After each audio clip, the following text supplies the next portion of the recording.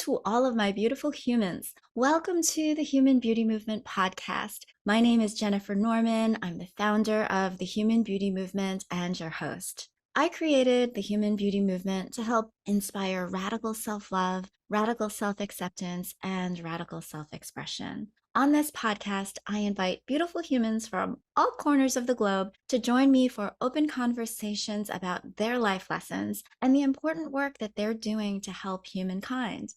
So take a moment now to subscribe to this podcast so you don't miss an episode. I'm so glad that you're here joining me for today's show. Today, we're going to dive into a topic that is one of my favorites. It's the topic of self-love. So many of us fight invisible battles inside our own minds. We are constantly putting ourselves down, making it harder to live life to our full potential. We know deep inside that we want to feel better about ourselves, but it's hard to find a way how. My guest today is Amy Ballantyne. Amy is a TEDx speaker, an executive life coach, a sought-after workplace trainer, a best-selling author, and the host of the podcast, Power to the People Pleasers. Her mission is to inspire 10,000 humans to embrace their worthiness and release the overwhelm, pressure, and stress that is preventing them from living the life they desire. Now, that is a cause I can get behind. Welcome to the show, Amy. Thank you so much for having me. I'm so excited to be here today. And I'm excited to have you. You have to tell everybody how you arrived at the work that you do. Well, it's a long journey, as we've all been on, right? But one of the things for me that has been a part of my story is my mom actually lost both of her parents before she was 10. Oh. And when I was growing up, I would hear about this experience of hers, and I would hear about these people I never got to hug or kiss or be close to, laugh with, learn from. And this actually was the driving force behind, for me, my own wellness journey and my own journey of reconnecting to myself so that I can really and truly be here doing what I can to live a long, healthy, and productive life. So in one day, I have hopes of knowing my potential, my future grandchildren, great grandchildren, having those opportunities to be with them, to laugh with them, to learn with them, grow with them, all of those moments. But this is what really ignites me to do the work on myself, to take the time to care for myself, to show myself love. And on this journey of doing this work, I've uncovered that I can be supportive for others to find this connection for themselves and to break down the barriers that are keeping people stuck in the yuck. And to really, that's a new phrase, Amy's stuck in the yuck. I like that, stuck in the yuck. All Yes. right. And Very good. so helping those people to get out of that state and show themselves love and care. Yeah, for those of you who are listening and can't see Amy on screen, she's got this amazing plaque behind her that says Family, Health, Contribution, and Legacy. And Yeah. of course, that is a perfect example of the priorities that she has just based upon what you said is like, what is most important to us, around us, our family, our health, what we can give back, our contributions, and what we're going to leave behind, our legacy. I love that. Yeah, those are my core values. So I post it behind me on purpose to remind me every day. Yeah. And I know that you're very big on those little cues, those little bits of self-marketing, you call them. We have so much going on in our lives, right? Our minds are full, our days are full, and yet we create this goal or desire to want to think better or be better or do better in some way. But because our minds are so full, sometimes those wishes or hopes fly off into the wind because they're not present enough to remind us that, okay, I at that time was saying, oh, I want to know that I am enough. I want to connect to this feeling in myself. I want to believe this, that I'm enough. And at the time, I really didn't. And one of the steps that I took in order to make this more present in my space and my mind so that I could take actions around it was to have the tattoo on my arm, was I had it written on our bathroom mirror. I had it, this message wherever I could put it, essentially, so that in the chaos and the busyness of life, I was still being reminded of something that was important to be working on. And that was my belief that I was enough. Modern life is rich, it is full. And truly, I love how you're saying that. I have this phrase is like, is your mind full or are you mindful? So now there's a difference between having a mind that is full or being mindful. And being Yes. mindful means that you can take those little nanoseconds, even if it is just a little reminder, something that is on your wall. I have little cues all over my walls myself. The one that I'm looking at right now says, out of difficulties grow miracles. And so it always reminds me about resiliency. So things like that are important to surround yourself with, the energy, the phrases. And so those are things that can help you from an external perspective. Remember your positive cues in order to keep yourself having your cup runneth over, as it were. When we are young, we are conditioned to thinking that busyness is almost like a medal of honor, a badge of honor. It's like, oh, how much can I squeeze in and how frantic can I seem like I am? And it almost seems like I'm so desirable or I'm so needed because I'm keeping myself busy and I have no time, quote unquote, no time for myself or no time for other things in life that, oh, I wish I could get to that, but I can't because I'm slavishly focusing on XYZ. And we forget Yes. that we are empowered to make those choices, which can help us to be more in control and be happier. Can you tell us a little bit about that? Because I know that you work in that space a whole lot. Oh my gosh, you are absolutely right. I'm laughing over here because myself included, and part of the reason why I have power to the people pleasers as a means to, again, remind myself that I'm on a journey of recovery, and many people are wanting to take back that time for themselves and they're wanting to let go of this. I love how you said the badge of honor of busyness, that it's this status. I Mhm. love that. I love that. And so there are a number of experiences that we fall into, right? In the reason I'm saying yes to everything is to please others. The reason I'm falling into saying yes to everything or doing so much is because I have to prove myself. Yeah. I have to prove myself as Mm-hmm. worthy. I have to Mm-hmm. prove myself as valuable. If I'm not doing that, then who am I? My Mm-hmm. goodness, there's so many layers here to the busy badge of honor and what comes up for people. And one of the things that I love to remind people of, and it often comes from a place of letting go of something, is when we've let go of something, you can truly see that you are so much more than the things that you're doing.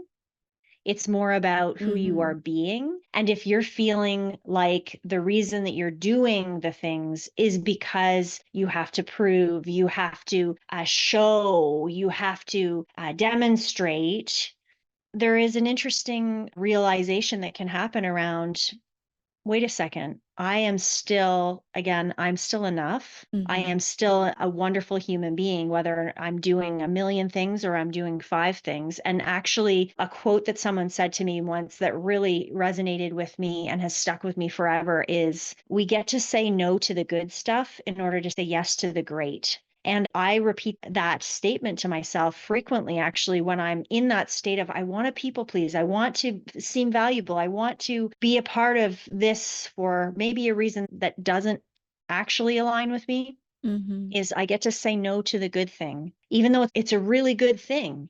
Mm-hmm.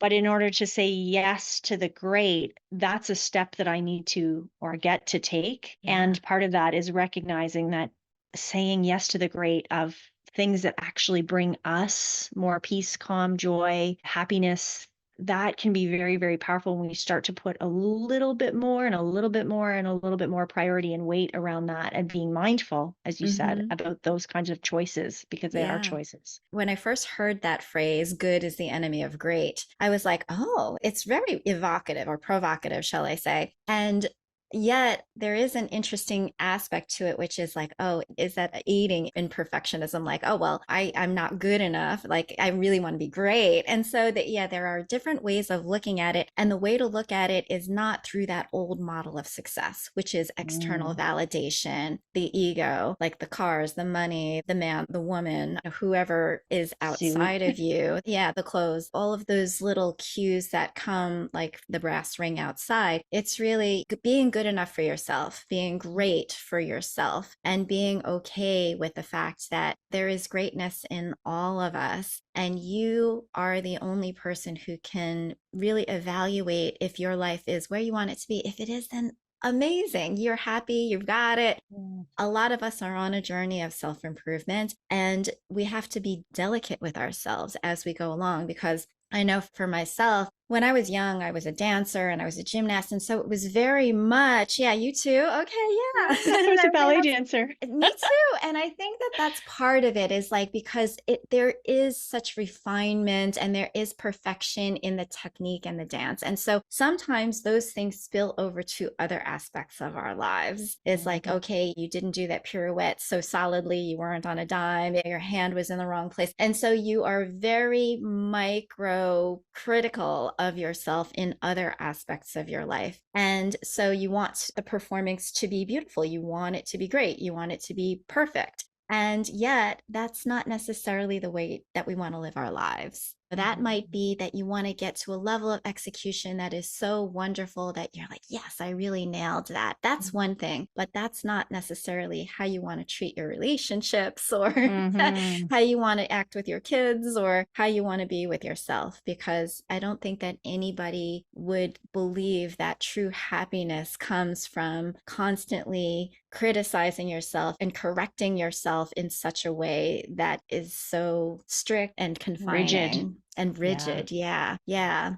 I mean, living a life that is freer and more open and full of curiosity and fun. And I know you talk a lot about having fun and laughing and Mhm. that being such an important part of creativity and living a happy, fulfilled life. It's an important aspect of self love, too. Yes. Yes, Yeah. very much. So let's talk about self love for a minute because I know that it's something that so many of us struggle with. And some of it is that conditioning from our early childhood that why can't you just behave or why can't you be like somebody else? I know that there was a lot of that kind of talk in my household is like, I wish that you could be like X, Y, and Z. What does that Mm. do to a child when you hear that? It's like very defeating and it makes you feel bad about yourself. And you Mhm. carry those messages into your childhood unbeknownst to you where they really came from. Or perhaps you do know, but you just can't shake it. Can you tell us a little bit about other sources that you may know of why people are so critical of themselves and how they might be able to take these little steps towards increasing self love? Yeah, I really think that you hit the nail on the head in terms of for the majority of us, it is our upbringing. It is key people in our lives that have made comments here and there, and even the media overhearing comments and people making meaning out of something that happened in a TV show or a Mm-hmm. movie and making it have meaning in their own life because me and that person are kind of the same. So that Mm-hmm. must mean that I am dot, dot, dot as well. Mm-hmm. Those comparisons and judgments are real. And that early time, right before we're 8, 9 years old, those small moments, which we might think are not that significant, actually, as you said, get held onto and magnified because we've rethought those thoughts over and over and over and over and over. And we've said those things to ourselves over and over and over for years, decades, right? And that programming gets really hardwired in.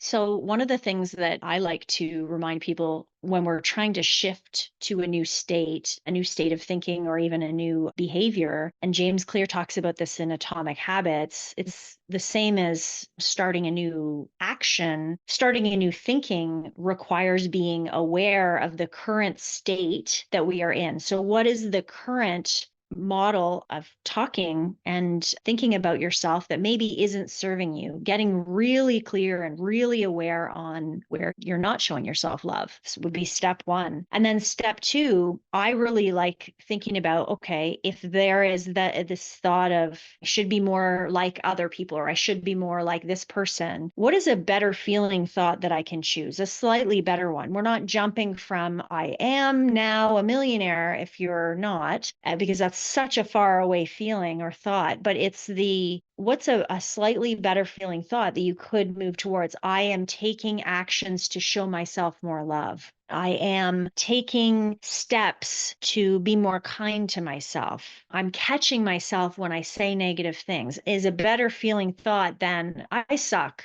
I did it again. Mm, I keep doing these horrible things, right? Like, so noticing what's a better feeling thought. And then one of the ways that we can really strengthen these new beliefs, as we saw with the crappy old beliefs, they've been rolling around for years, right? So, one of the ways that we can start to shift is obviously putting them in our space, repeating them more, being reminded with visual reminders, and then looking for proof of ways that we are doing the new thing that we want to be doing, looking for proof. Because part of the reason why we're not shifting quote unquote, as fast as we want to be in some areas or adopting new habits, new thought patterns, is because we are not looking for proof that we are in fact adopting it. We're still conditioning ourselves to look for proof of the way we have always been. And mhm. so often I hear my clients say, well, I've always done it this way. I've always done it this way, Yeah. except 2 minutes before that, they had done it a different way. Mhm. And I then shine a light and say, but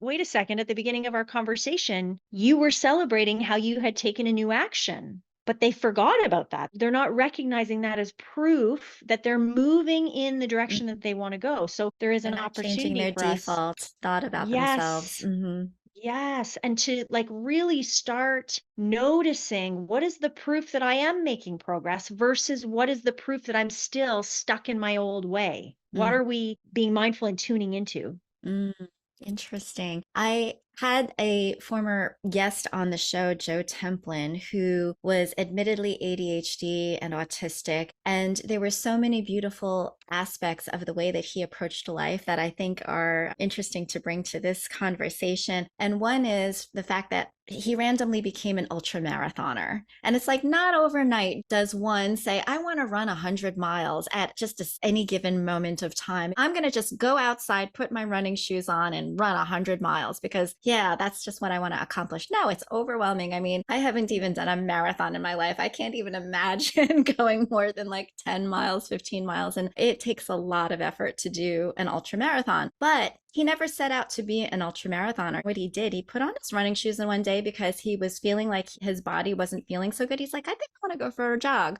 So he goes and he's like, I can jog to that next corner over there. And he jogs to the next corner. And then he goes, oh, I can go to that stoplight over there. And so he chunked it down into little tiny accomplishments. And when you do that, it's not so overwhelming. And you say, yeah, I'm getting validation. My own mental cues are, yeah, I can do that.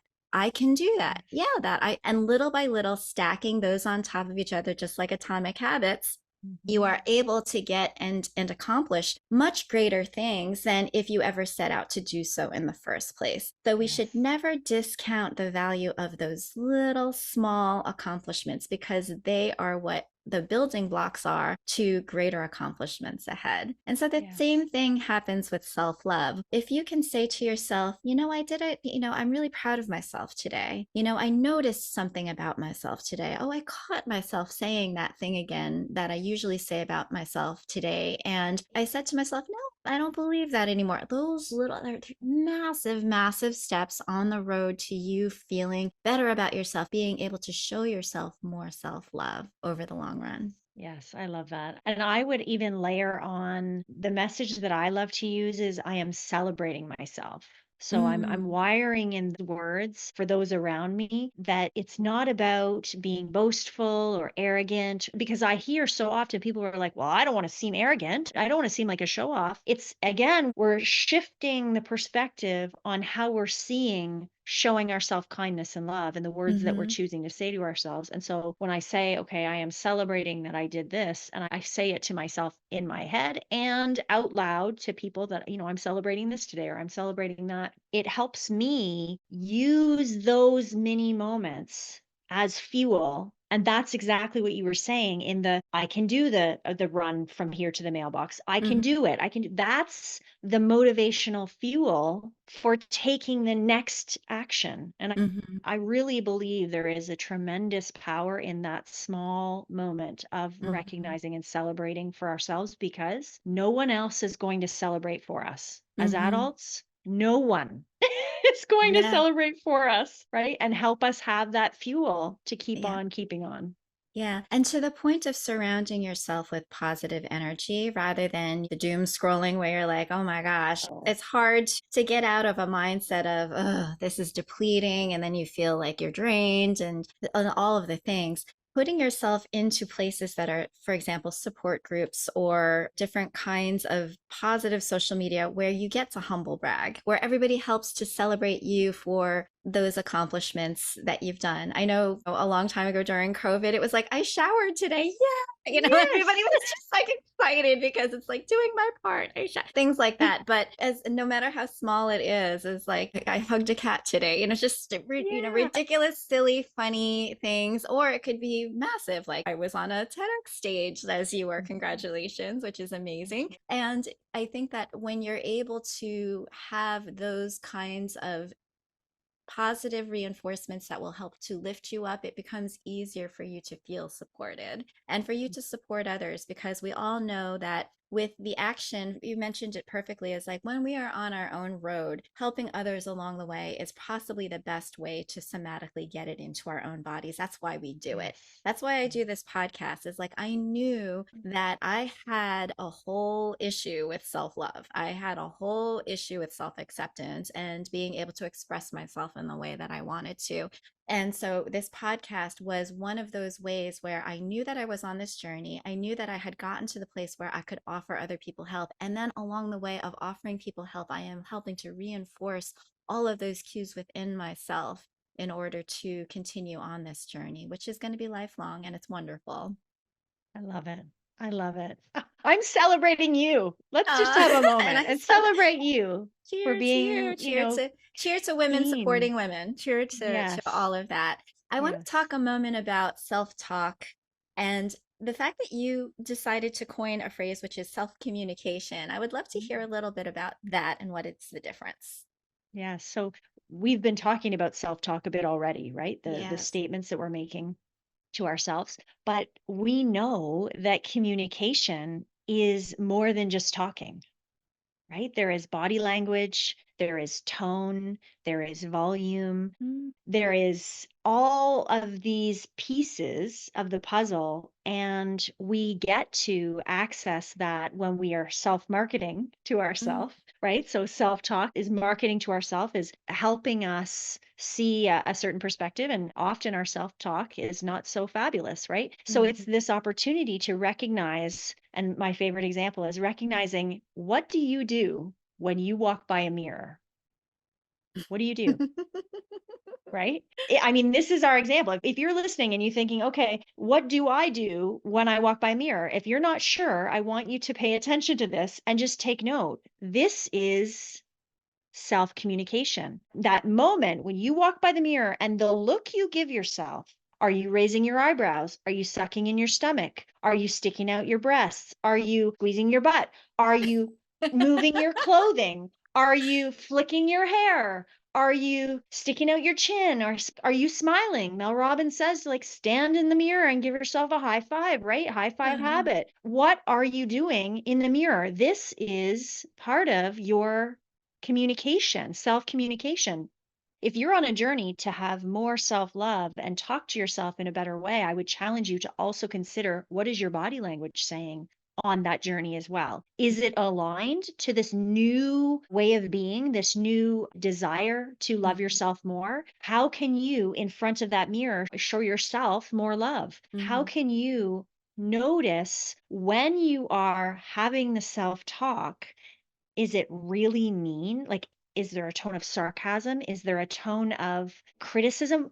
Whose tone did that come from? Are you repeating a tone that you heard in the past that is not helpful for you? Are you yelling at yourself in your head? Right? There's all of these pieces of communication that I think we can tap into to recognize, okay, when you go through something hard, when there's that hard moment, what is the volume of which you're speaking to yourself in your head? And I had a harder moment this week, and as I was speaking to myself about it, and even out loud because I'm here by myself during the day in the office, right? As I was speaking out loud, I was saying I was aiming to have a calm, kind tone to myself. Let's Mhm. practice what we're talking about here. Aiming to have a kind, calm tone as opposed to, well, that bleeping sucked, right? Mhm. Yeah. Right? Mhm. And being mean and getting on the spiral train of despair and anger and meanness to myself, aiming to have that tone and volume and kindness as I'm looking in the Zoom person, having kindness for myself in that moment of, okay, this is hard. This is not easy. It doesn't feel good, but can I hold that space of compassion just like we would for another human sitting across from us, right? Who might be going through something hard. What is the Mhm. body language we're showing back to ourselves and tone and volume to ourselves in those moments? Mm-hmm. And an interesting point about that, by the way, on the Human Beauty Movement blog, there is a blog about mirror gazing, which I definitely recommend that listeners go take a look at because it is an exercise and it is an uncomfortable one, to be honest with you. When you start out, if you're staring at yourself and reacting with love at every pore, every crevice, every pimple, every wrinkle that you see, and those things are things to notice. It's like, how are you reacting to aging? How are you reacting to what other people or what society media might call quote unquote flaws? How is it when you're standing fully naked in front of a mirror and staring at yourself? Do you really feel down? Or are you at that place where you can have a sense of humor about it and be a little bit self deprecating, but also know if that is a defense mechanism too? So there's a whole bunch of layers about self deprecating talk as well. Yeah. But yeah, it's really interesting to see if over time you can actually learn to love the way that you are without any makeup, without any stuff in your hair, without any clothes on, and appreciate your body for where it is at this moment. There's a Mhm. very profound statement, which is a very simple one, but it is this is the youngest you will ever be. Yeah. It's the oldest you will ever be. And it's the youngest you will ever be. Have you ever gone back and looked at a picture of yourself like 10 years ago and you're like, oh my God, what was I complaining about? I looked so great back then. And you're just like, yeah, if it's along the way, if you can appreciate the Yeah. way that you are now and be like, yeah, this is gorgeous. It's gorgeous. Your hands, your body, your smile, everything about the light in your eyes, your teeth, everything about the way that your skin is, the way that your shape is. It's absolutely a marvelous work of art. You are a natural phenomenon. And we Yes. don't recognize how incredibly marvelous we are. Everything is functioning, everything is working. I had a real come to Jesus, as it were, when I had gone through a situation with my son and he had lost a lot of his ability to move and he lost his ability to speak. He lost his ability to breathe on his own and to eat by mouth. And yet his spirit is so strong. And it made me just appreciate the physical body like I've never appreciated before. You know, it's always that once you've lost something, then you appreciate it a bit more of what you had. And he, to me, is always a reminder of how precious our health is, how precious our bodies are, how miraculous that life is here on earth.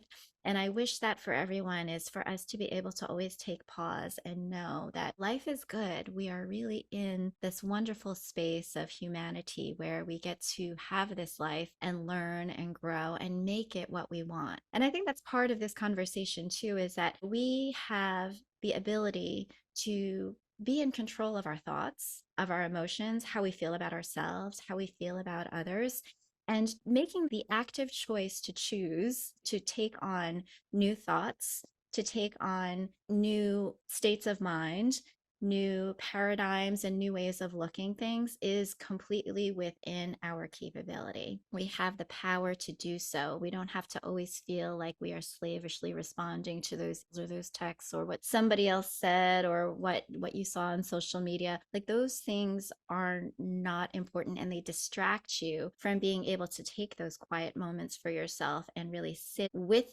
your own being and knowing what you want for your life, what your intention is, setting out that vision and then moving with clarity towards it. And interestingly enough, there are some other distractions that get in the way of your daily life. And I wanted to talk with Amy about this now because I find it so fascinating. For me, it was so eye opening, but it's about what we are consuming, not just from a visual perspective, not just from what's happening, but actual nutrition, what we are putting into our bodies is going to impact the way that we can love ourselves. And it is also an indication of the way that we are loving ourselves. Amy, can you tell us a little bit more about this whole space of nutrition and what it has to do exactly with self love?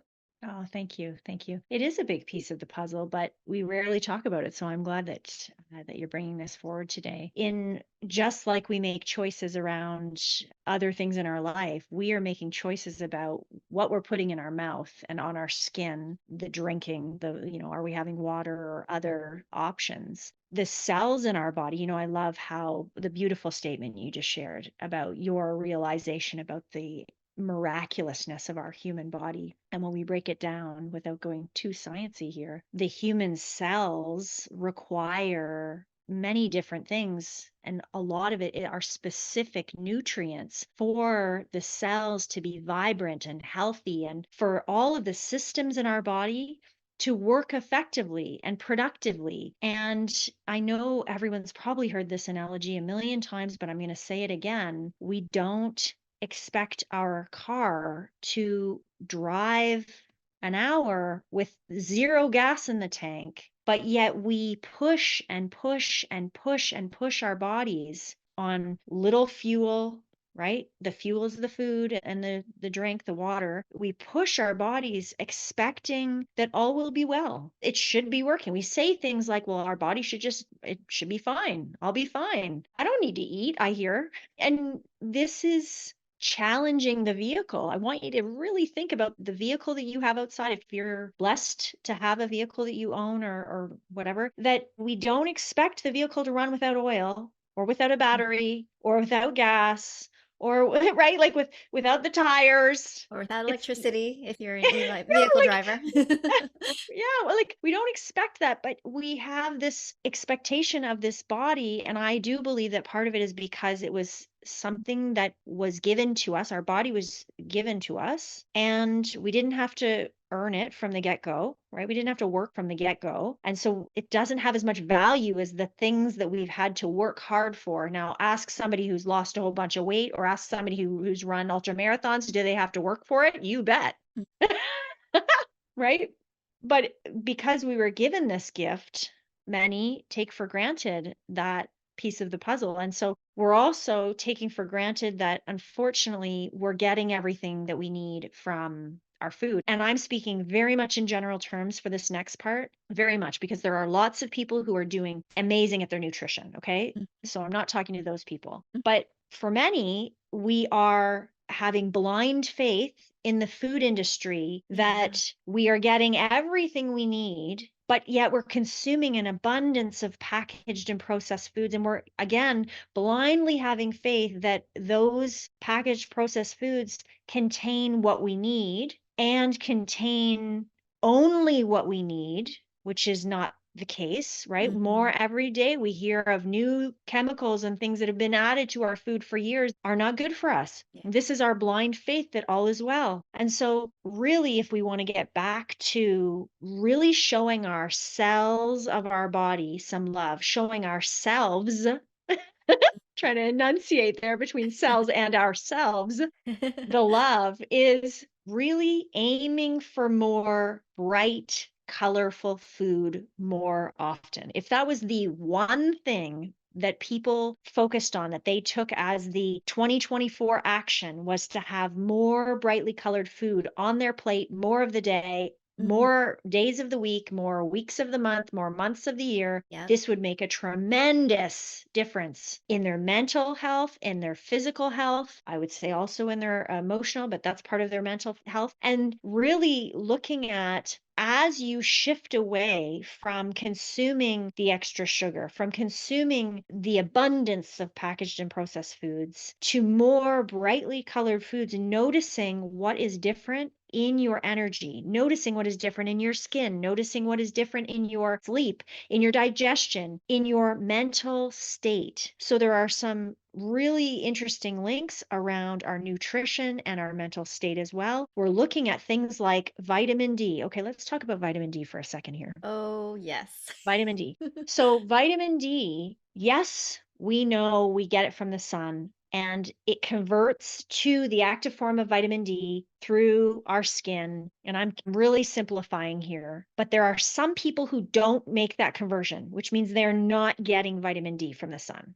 So, Mhm. that's something to know. The other thing to know is when you are looking to gain vitamin D from the sun, covering your arms with heavy cloth is not conducive to getting the vitamin D. Covering your arms with loads and loads of sunscreen, not conducive to getting vitamin D. So it's that tricky, like we need to protect our skin from the sun damage, but we also want vitamin D. So recognizing that if you can, for a brief period of time, depending on where in the world you live, you are out in the sun without sunscreen for a brief period of time. I am all pro sunscreen for the rest of the time, okay? But Mhm. we want to have that intentional mindful moment in the sun without the sunscreen so that the cells in our skin can absorb that vitamin D. And then note, this is really quite interesting. It takes 24 to 48 hours for that process of the vitamin D in the skin to change into the active form of vitamin D that we actually need. And if you're scrubbing away on your arms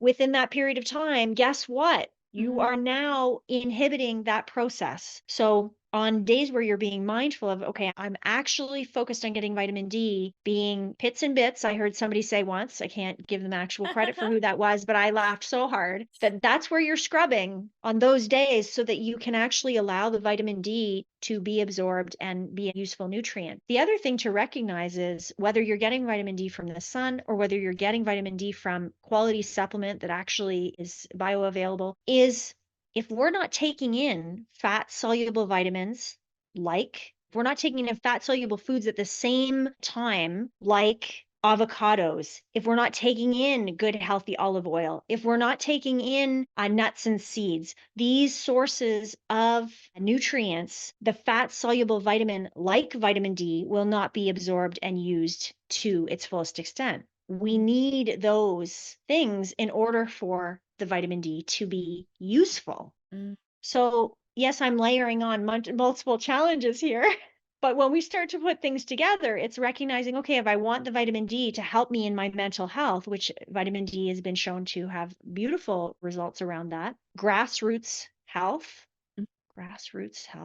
I'll send you the link. I'm sure it's grassrootshealth.org Okay. is a beautiful website on vitamin D. But if you want the vitamin D to be beneficial for you, we get to start consuming more of these nutrients in order for these fat soluble vitamins to be more useful in our body. Amazing. Things like vitamin C, oh my goodness. As you can see, I could talk all day, but vitamin C, if you are in a stressed out state, so let's say your mental health is, you are in a very stressed out state, you've had a death in the family, or you've had a big career change, or something happened in your like big things in life. Have you ever noticed when those big things happen that people often get sick a couple of weeks later and it's like really sick? Our Mhm. adrenals require extra vitamin C, especially in times of stress. So I'm not talking about like to be boosting immune system. That's a totally other beautiful benefit. Mm. But it's when we are in times of stress, if you could support yourself around saying, okay, I'm going to show myself some love and care. Not only am I going through this hard thing, but if I'm going to go through it, I'm remembering this message to take in more vitamin D. Vitamin Mhm. D is water soluble. We use it within 4 to 6 hours. So Mhm. guess what? We need to take more at other periods of the day so that later on in the day we have more vitamin C for our adrenals and for our system, not just the adrenals that use vitamin C, right? Lots Mm. of systems in our body use vitamin C. Oh, yeah. So it's recognizing, and yes, I'm talking about supplement, I'm talking about nutrients, foods, Mhm. beautiful, colorful foods all Mhm. day long, my friends. This is love, showing those cells love. Ah, wow, what information. I heard Deepak Chopra say, remember to eat the colors of the rainbow. And Yes. that doesn't mean Skittles. It doesn't mean artificial colors of the rainbow, my friends. It means actual natural, like go to the grocery store, go to the produce aisle and get the colors of the rainbow and make sure that those are all on your plate at once. The more beige foods that we're eating, the less nutrients we are likely receiving that will help to support all of our systems, everything that's going on in our bodies. Interestingly enough, for years and years, I worked in the sunscreen business, Oh, and I wow. happen to live in Los Angeles. You would think that I would have enough vitamin D, but no, I was vitamin D deficient because I was slathering on sunscreen every time I went outside. The dermatologist would say not a drop of sun should touch your bodies. And so that was the interesting thing that a lot of people who had been reading Allure magazine and such were believing. And so what happens? I would go to the doctor and he'd say, you are so deficient in vitamin D and I need to give you a prescription. Like once a week, you need to take this 50,000 IU of vitamin D to To get get you back yourself up. back up to where you belong. And I didn't know about all of the fat solubles. So I think that a lot of people are going to be like, okay, check. I'm going to be a hippie. I'm going to go out in the sun naked.